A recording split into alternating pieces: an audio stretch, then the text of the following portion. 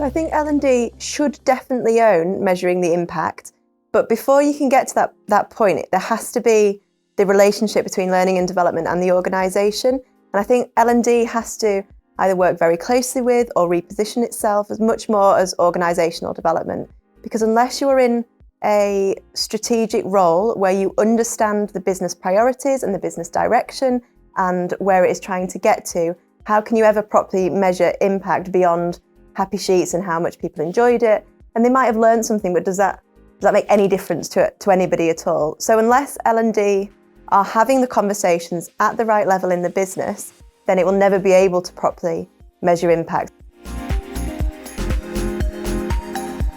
I think some of the barriers are about the perception of learning and development. It's seen still as quite a narrow field. And I think more and more it is becoming much more about the performance of an organisation, meeting organisational change, meeting the needs of organisational development. But we do have to overcome that barrier within learning and development, that it isn't about training courses or going through your relearning or passing a course and getting your certificate at the end. It is so much more holistic, so much more rounded than that.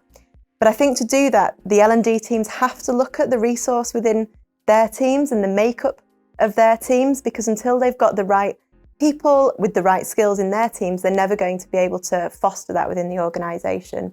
And specifically, I think it is so important for L&D professionals to really develop those soft skills that are so needed when you are coming to influencing, negotiating, understanding a business strategy, translating that business strategy, working with other teams.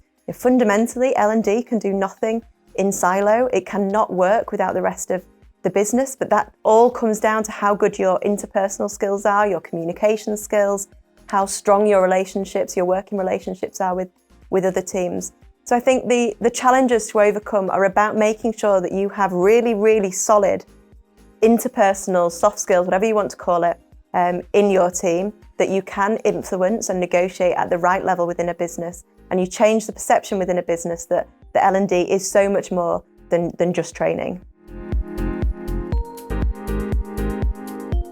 In my view, L&D has two different audiences, and they're both equally important. So yes, we've got the learners, and the learners are so important because if we don't hit the right mark with a learner, we might not as well have bothered creating whatever training or culture or information piece that we're trying to put out.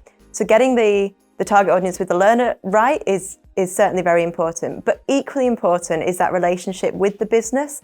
And I think as L&D professionals for a long time, we have been focusing on the learner, or we should have been focusing on the learner, because that's what the outcomes, what we're trying to drive, the behaviour change within learners.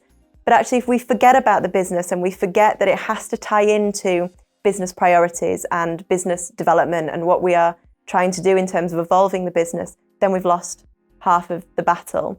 And I think for L&D professionals, for some L&D professionals, that is a transition, and it is moving from this very transactional, day-to-day operational role within learning and development, which is still needed, but it is putting over a layer of business strategy. And senior L&D people need to be business strategists, so to speak. They need to be having a conversation with those that are setting the priorities for the business to understand what that means for its people and the evolution of its people and the development of the people within it.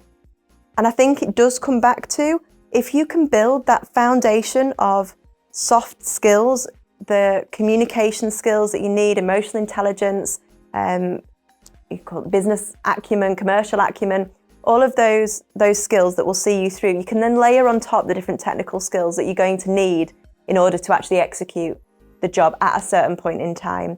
But without that foundation of the human skills, if you like, what makes us communicate with each other, what gets things to happen, what gets the right things to the top of the agenda, what helps us to influence and negotiate and get our point across. Without all of those things, then actually the L&D function can't do what it is set out to do in terms of meeting those business needs.